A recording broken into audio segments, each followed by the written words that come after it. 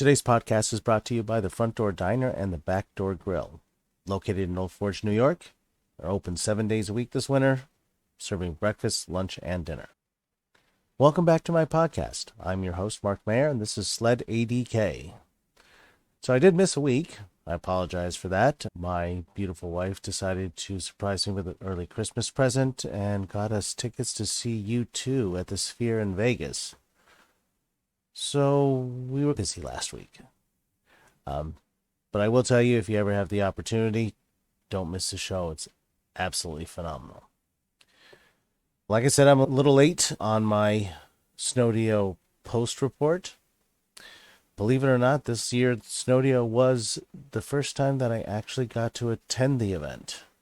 Years past, as you probably know, I had operated a restaurant, bar, and a hotel. And it was one of our busiest weekends. Despite weather, Snodeo is always well attended at the establishment, and we had a great time planning those events. But anyway, so we got to go to Snodeo this year. I attended both Friday and Saturday. It looked like the crowds were great, so I didn't know what to expect.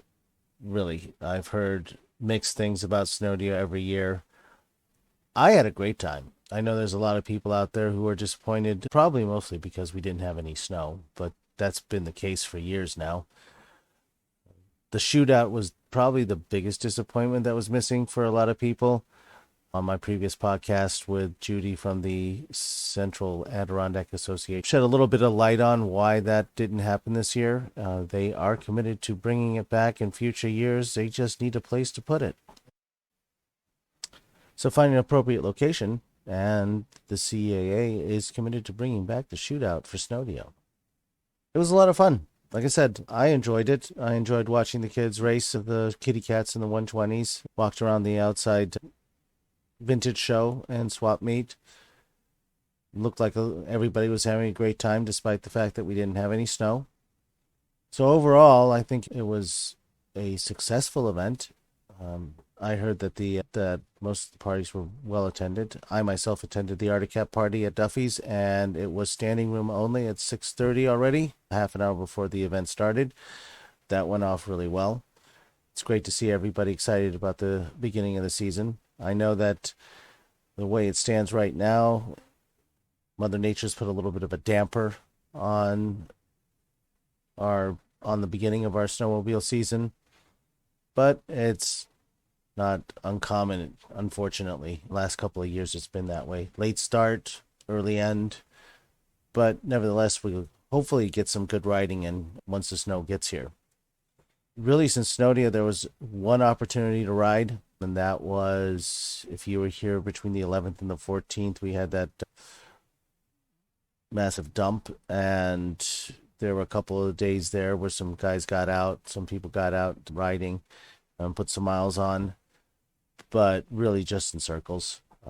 It was not enough to hold any significant amount of traffic, so we wouldn't have advertised that the trails were in any good condition to ride anyway. Look, I'm never going to tell you not to come up. Of course, we want to see all of our guests here in the area as much as possible. But I will tell you honestly, if you can expect to ride. And right now, the way it stands, don't expect to ride until the new year. The forecast doesn't have anything significant in it at all over the Christmas week.